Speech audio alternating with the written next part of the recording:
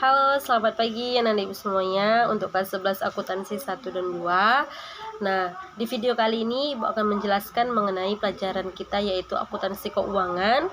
Kita sekarang masuk yaitu judul baru, bukan yang kemarin ya, kita masuk judul baru. Seperti biasa, di akhir video ada 3 pertanyaan yang wajib anak-anak ibu semua jawab, kemudian kirim melalui WA pribadi atau messenger pribadi ibu.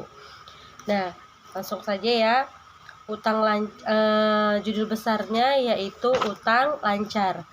Ada yang A, yaitu karakteristik dan jenis utang lancar.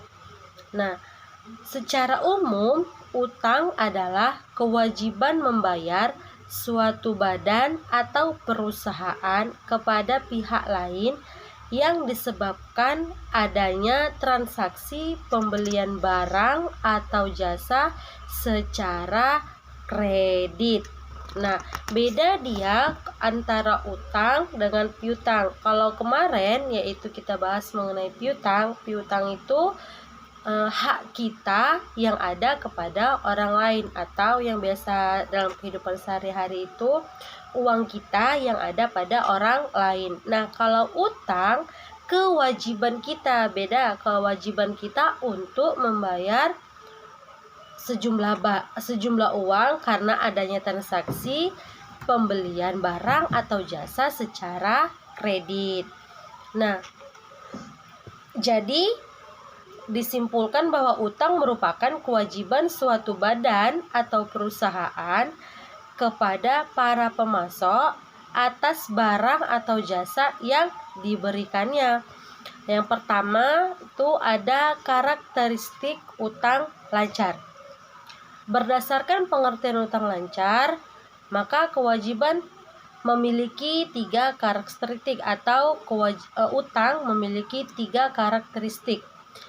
Yaitu yang pertama dia ada kewajiban atau utang terjadi akibat dari transaksi yang telah terjadi, yaitu antara si perusahaan A dengan si perusahaan B yang melakukan transaksi pembelian barang atau jasa secara kredit. Nah, kemudian kewajiban atau utang yang sifatnya tidak bisa dihindari, jelas kalau utang nggak bisa dihindari.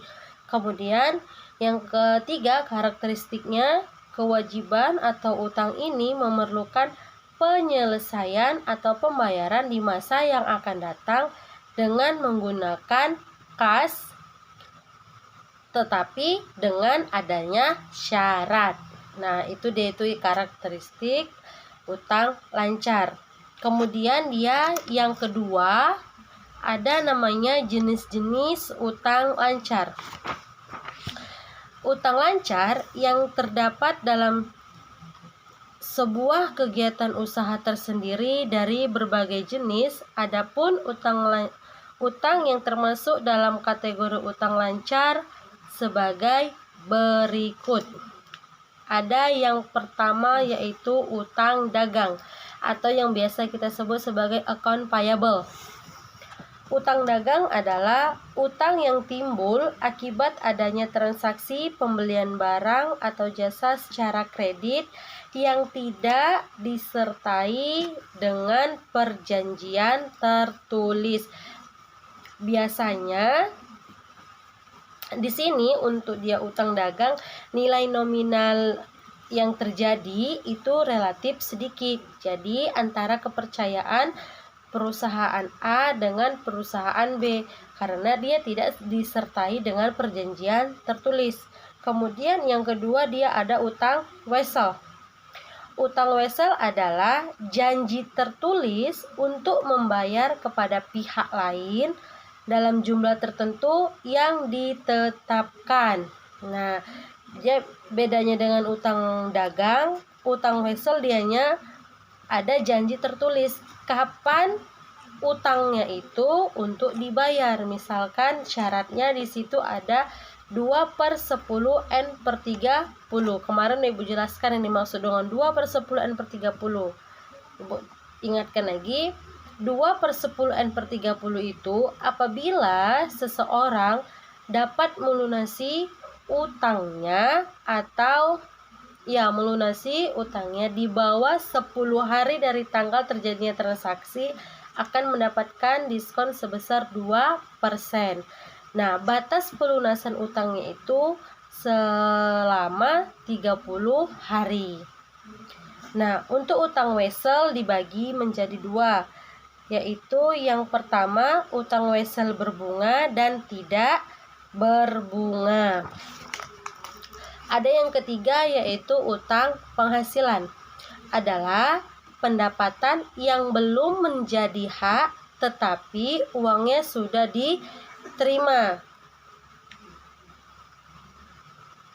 Biasanya ini apa?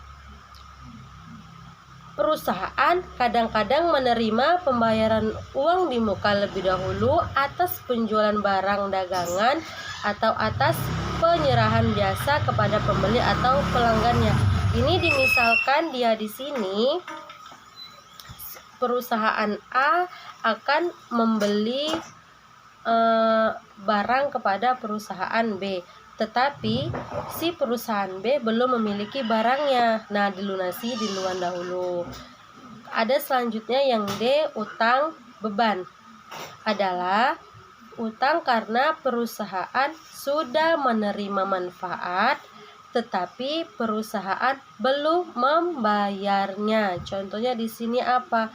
Yaitu utang listrik atau utang telepon. Kalau dulu kan masih pakai meteran, kalau sekarang kan kita sudah menggunakan token. Kalau token artinya kita bayar dulu baru kita mendapatkan listriknya. Kalau dulu enggak, kita pakai dulu listriknya baru kita bayar. Itu contohnya.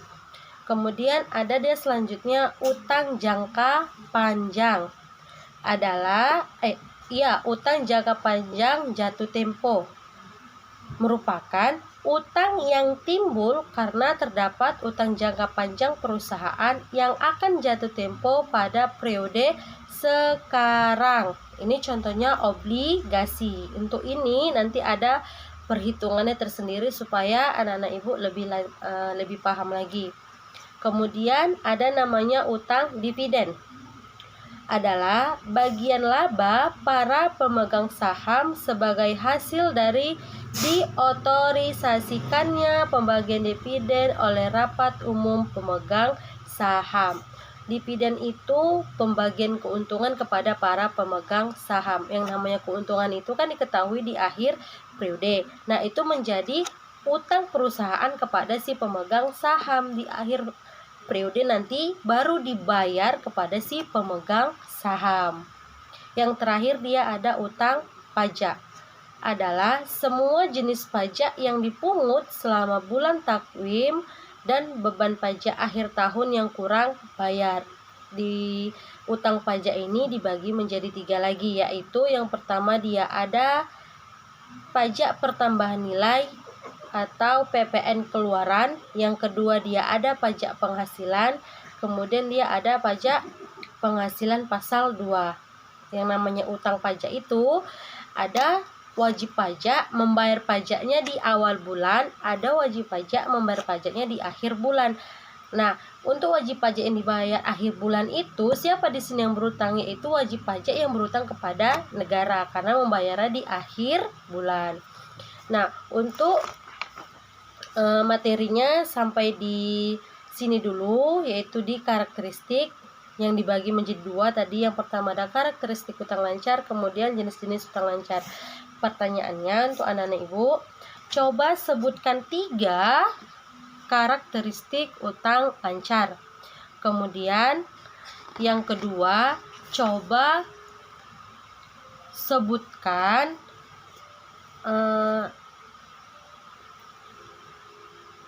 contoh dari utang beban.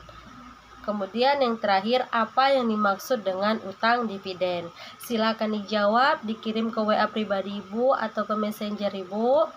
Jangan lupa untuk YouTube-nya di like, komen, dan subscribe. Sampai jumpa di video selanjutnya dan selamat pagi.